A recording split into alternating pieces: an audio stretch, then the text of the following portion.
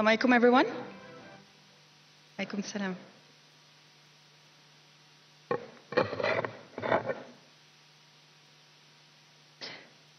If the greatness of the aim, the smallness of the means, and the immensity of the results are the three measures of a man's genius, who would dare to compare any great man in modern history to Muhammad sallallahu alaihi wasallam? Philosopher, eloquent speaker, advocate, legislator, warrior, conqueror of ideas, restorer of rational beliefs, and of a cult without image, founder of 20 earthly empires and 1 spiritual empire. That is Muhammad. On all the scales on which human greatness is measured, which man was the greatest? I chose this quote to start the spotlight. It's a quote from Alphonse de Lamartine, who is a French author, poet, and a statesman who was instrumental in the foundation of the Second French Republic. Why I chose this quote? It's because it demonstrates how eloquently and that beyond our own ummah, the greatness of our Prophet ﷺ is recognized, even by the French. Now the topic of prophetic leadership was chosen very wisely, in my opinion. But why do we need to study the greatness of our Prophet ﷺ in such troubled times? Prophetic leadership is a crucial and central topic to study. But we need to view it as a much-needed antidote to our collective failures to engage and uplift our communities. In the complex and troubled world that we are living in, through the study of the Seerah, we can find multiple explanations of the nature of the Prophet ﷺ's leadership, and leaves us with a central question: what made his leadership so special, right? But more importantly, why is it crucial to lead our communities in the way that he paved before us in those troubled times that we're living in? First thing first, let's have a collective understanding of what leadership is, right? To set an even tone. So leadership is understood as the art of motivating a group of people to act toward a common goal. It's not a person or a position. I repeat, it's not a person or a position. Everyone in this room is a leader in its own way.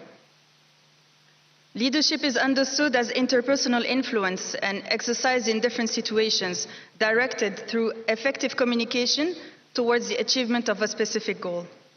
It is a moral complex relationship between people based on trust, obligation, commitment, emotion, and a shared vision, most importantly. In constructing this session, to be honest, I was torn between different ways to approach the topic. We could have delved into the qualities of our Prophet ﷺ, right? Or at the same time, I could have picked specific events of the Seerah to highlight these qualities or the different ways he approached them. But I chose to highlight 3 key elements that I would like you to take on from this session, inshallah. The first element is the fact that his leadership was mainly and only actually a theocentric and ethical leadership. The essence of the prophetic leadership was to lay the moral foundations on earth. It's a faith-driven leadership, and that can be seen as an act of worship.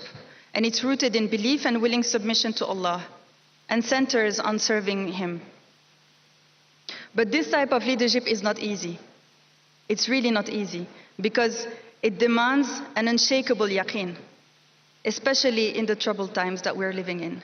And the more troubled, the more unshakable the yaqeen you have, or we have, must be. As reminded by Surah Ali Imran, verse 185, reminds us the temporality of this life and eternal rewards of faith and righteous deeds.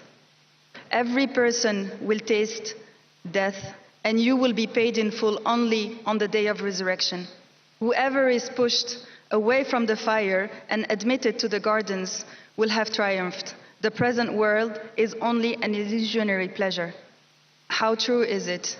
And this is the embodiment of yaqeen, the certainty that Allah has planned for us, and this life is only temporary.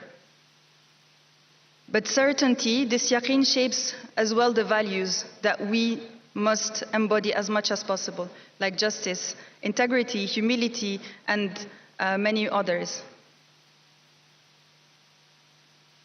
The second point I want you to keep from my very small talk is that the second element from prophetic leadership is actually the transformational type of leadership that the Prophet ﷺ embodied, in opposition to transactional leadership. His aim was to reach the hearts, to inspire actions, and this is the way how we must lead our communities. As young, passionate Muslims, I hope, if we are serious about bringing change, and God knows we need change, we must adopt a form of leadership that seeks to transform the people around us from within and aim for the hearts. As aspiring leaders in a prophetic way, we need to integrate both physical and metaphysical dimensions in the way we lead, and our aim should be to build communities based on motivation, morality, that are attentive to needs, that are visionary, that are inspirational to one another. And again, that's only a reminder for all of you, I guess, that Allah doesn't change the state of a people as long as the individuals or the people composing these people do not change what is in themselves. And this is true, and this is coming directly from Allah. So, again, our responsibility as aspiring leaders is to individually strengthen the vertical relationship with the divine and radiate it around us and inspire others through sincerity and connection to core values and faith. And this is the essence of the T model: verticality with horizontality. But at the same time, we need to watch out for the threats to our spiritual hearts and other people's around us spiritual hearts. What are those threats? Love of dunya, lack of sincerity, disconnection from the Quran, secularism, as one plague in many countries.